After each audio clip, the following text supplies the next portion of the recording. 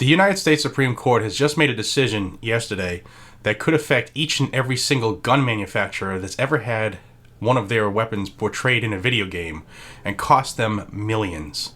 That's what's coming up here on Guns and Gadgets.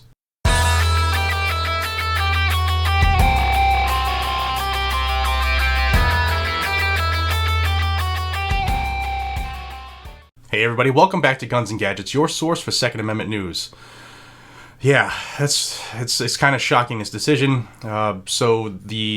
Basically, I'll give you a quick rundown of what happened. The United States Supreme Court yesterday on Tuesday allowed families of the Sandy Hook victims to proceed in their wrongful death case against Remington Arms. Remington had petitioned the United States Supreme Court back in March of 2019 to reverse the case from the Connecticut Supreme Court, which allowed them to proceed. And that case came down in a 4-3 decision that said Remington could be sued under state law over its marketing practices, citing one of the very few exemptions in the federal law that protected firearms manufacturers from liability.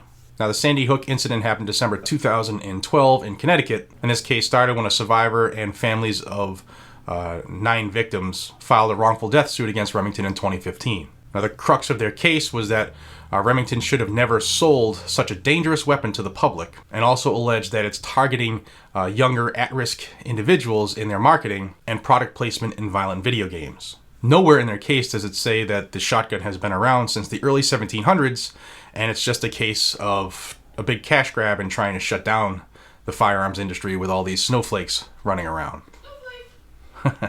Now, yesterday's decision does not mean that Remington or other gun manufacturers will face any immediate liability, but it does open the door for court battles over whether or not the gun industry is responsible for the Sandy Hook massacre or potentially any other mass shooting that's ever happened in this country. And think about it. Has there been one single make or model of a firearm that hasn't been in a video game? That's why this is dangerous, because it basically opens up liability or the opportunity at a cash grab for pretty much anybody. Now, the Supreme Court shunning Remington's attempt at stopping this case doesn't mean it's going to be the last time it could make it to the Supreme Court. It could get there on other grounds based off how this plays out now. But Connecticut, the anti-gun cornerstone of the country, is extremely happy right now, and they're salivating, licking their chops at the opportunity to try to sue every gun manufacturer out of business.